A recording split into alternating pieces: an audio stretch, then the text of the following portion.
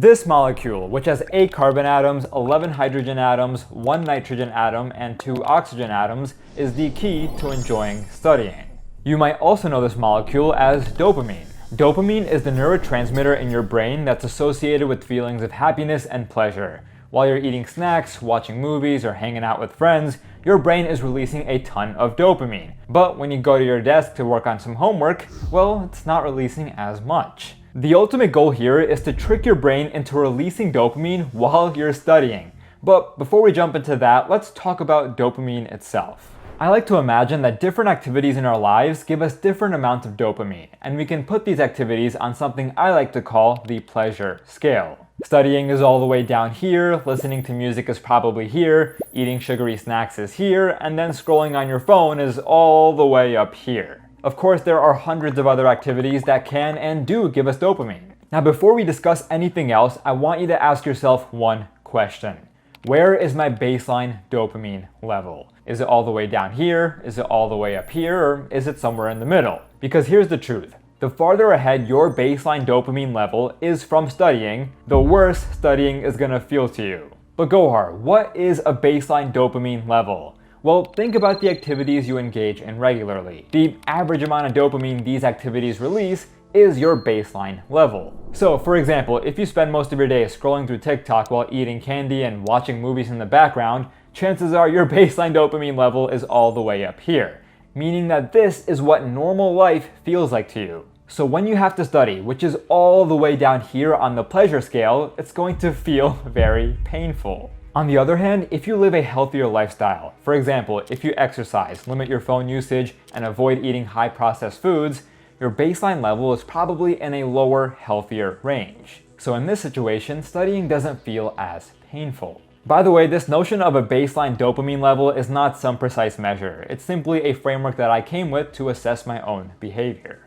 So now, to trick our brains to enjoy studying, there are 2 things that we can do. First, we can make the act of studying itself release more dopamine, which in essence means moving it up the pleasure scale. But there's also something else that we can do. We can lower our baseline dopamine level, so this way when we have to study, it feels less painful. And ideally, we want to do both of these. Alright, first, let's talk about how to lower your baseline dopamine level. Some people also call this a dopamine detox. The first tip I have is to go on a 10 to 15 minute walk every single day.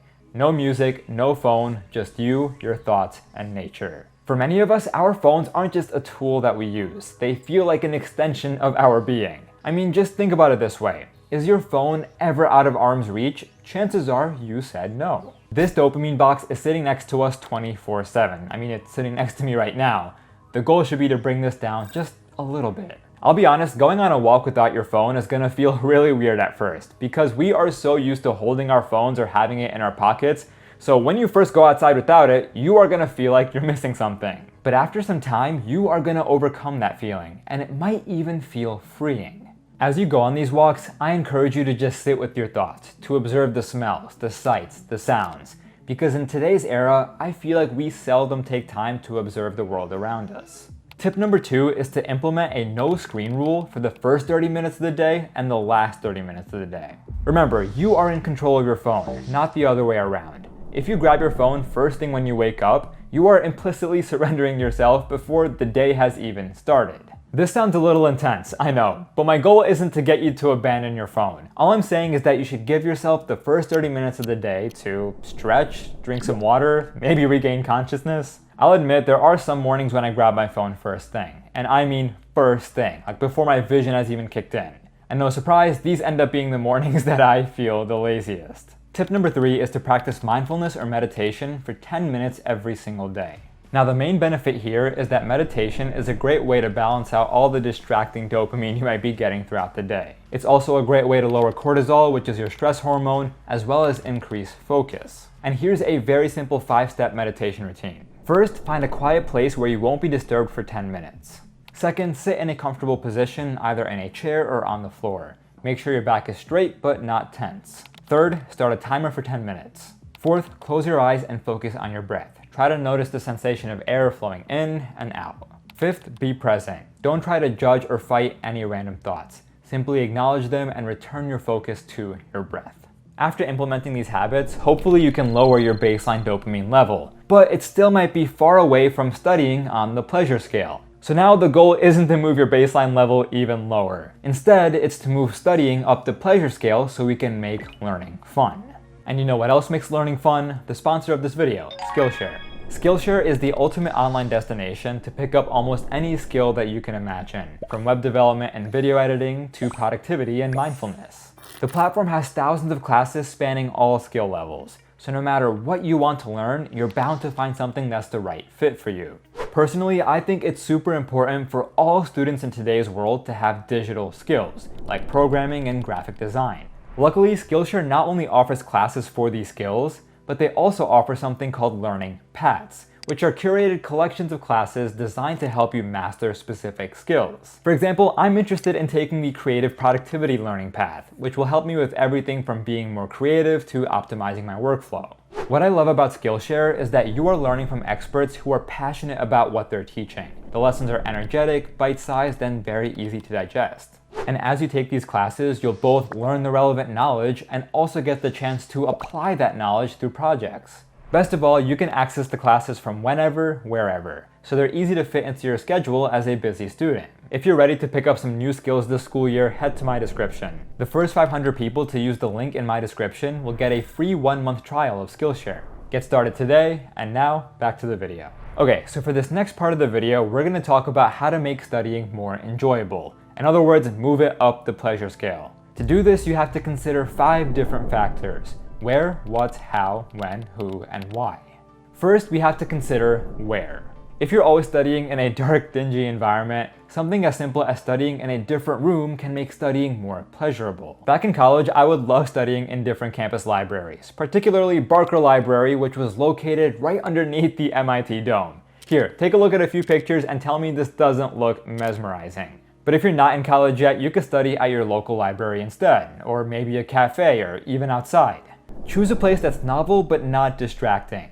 For example, you don't want to study in a place with too many people or too much noise, even if it feels like a fun place to be. Now, if you don't feel like walking or driving somewhere to study, don't worry, because you can still make it feel like you're studying somewhere new. Just head to YouTube and search up ambiance, and instantly you will find videos each between 2 and 10 hours long that will transport you into different worlds. For example, do you want to study in a bookstore cafe while listening to jazz? No? Well, what about a cozy wooden house in the forest while listening to some rainfall? Or what about a cabin? Or what about a spaceship? Or what about Hogwarts? Not gonna lie, I sometimes throw that one on while working. I would definitely recommend. Next, you have to consider what you study with. I mean, doesn't it always feel exciting to study with a new notebook or a new set of pens or pencils? No? Am I the only one? I remember back when I was taking AP Calc, I got the TI-84 Plus CE, which is that fancy graphing calculator with a colored screen. I kid you not, just because I had that calculator, I actually enjoyed doing my calc homework for the first few weeks of that class. Now the point here isn't to go out and buy a bunch of expensive things to make studying more fun. If you have the budget to buy a few new things, great. But the main point here is to introduce just a pinch of novelty. And that could be as small as using a pen instead of a pencil, or Cornell notes instead of the outline method. Actually, I'm not the biggest fan of Cornell notes, so maybe not that. Okay, so we just talked about where and what. Now I want you to think about how you study. Now the problem with how we study is that the payoff is all the way at the end. Only after studying for 2, 3, or 4 hours, when we can finally check studying off our to-do list, do we feel that sense of gratification. But while we study, we usually feel pretty miserable. So we have to figure out a way to feel that sense of gratification, not just after studying, but while studying. And this requires us to hack our brain's reward system. So I have a question for you. What is the most satisfying feeling as a student, besides doing well on an exam? It's checking things off your to-do list. So the trick here is to create a super granular to-do list on a sticky note and place it next to you while you're studying. This way you can feel the satisfaction of checking things off while you're working and not just after. For example, you can write things down like read 5 pages, read 10 pages, read 15 pages, or write 1 paragraph, 2 paragraphs, 3 paragraphs. By having this granular to-do list, studying will start to feel like a game, and obviously games are pretty fun. Now, if you want to take this even one step further, you can associate each thing on your checklist with a different reward. For example, next to read 10 pages, you could put down take a 5-minute break or grab a snack. So now you're going to feel the pleasure both of checking things off and getting rewarded for making progress. This is literally a way to turn studying into a fun video game. And if this doesn't move it up the pleasure scale, then I don't know what will. Next, I want you to focus on when you study. Now this is totally up to personal preference, but I feel much better when I tackle hard homework assignments earlier in the day. So for example, back in high school, I would do homework right after school, or better yet, even during school. I can't even begin to explain how great it felt to finish homework during study hall, and this was especially the case during my senior year when I was taking 5 AP classes and also applying to colleges. I would also try to squeeze in work in between classes. For example, if I got to class a few minutes early or if I had a few free minutes at the end of a class, I would just pull out a homework assignment and answer the first question right then and there. This way, once I got home, I no longer felt that burden of starting an assignment from scratch. Instead, I just had to keep the momentum going.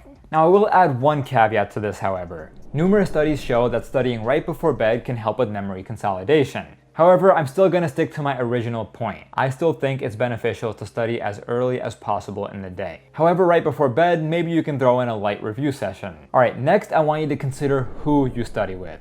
Now I'll be honest, finding a friend to work with is one of the easiest ways to make studying more fun. Yes, you have someone who can quiz you or explain concepts, but you also have someone who can help reduce the stress. Some of my best memories from college come from when I was studying with my friends at 1 or 2 a.m. And it was during these late night study sessions when we had some of our funniest moments. Which does lead me to one caveat. You should only study with your friends for certain kinds of assignments. Studying with them the night before a big exam might be a recipe for disaster if y'all don't know how to stay disciplined and focused. Now unfortunately, my friends and I did not have that discipline all the time, which is why we wouldn't really study together before huge midterms or finals. But during the week, we would always get together for P-sets or anything else that wasn't as important. And then finally, I want you to consider why you study. Many students study just for the grade, not for the sake of actually learning the content. And look, I don't blame you. I'm not jumping for joy at the thought of learning about Hamlet or the Krebs cycle. But education is a privilege, and to be well read in this era, where the world is more distracting and distracted than ever, is a gift. So I want you to switch your perspective. Instead of thinking, I have to study this, think I get to study this. This one subtle shift can make studying feel so much more enjoyable and meaningful. And yes, while I understand that the individual topics might feel a bit irrelevant, school isn't just about learning a bunch of random facts and formulas, though it might feel like that at times. School is instead about who you become in the process. Regardless of whether you want to be a doctor, a lawyer, an engineer, or even if you don't want to go to college, you will have to learn to synthesize information, think critically, and approach complex problems, all of which are skills you learn as a student. So even if school feels irrelevant or pointless, acknowledge the benefits and how that develops you as a person to survive in the real world. So hopefully with these 6 key aspects in mind, you can make studying feel not only bearable, but also enjoyable. And if you want to make studying feel even more enjoyable, feel free to join my Discord, which has over 180,000 students from all around the world. You can join my newsletter, The Studious Student, for weekly study tips, and you can always subscribe for more tips. Thanks for watching, and I'll see you again next week.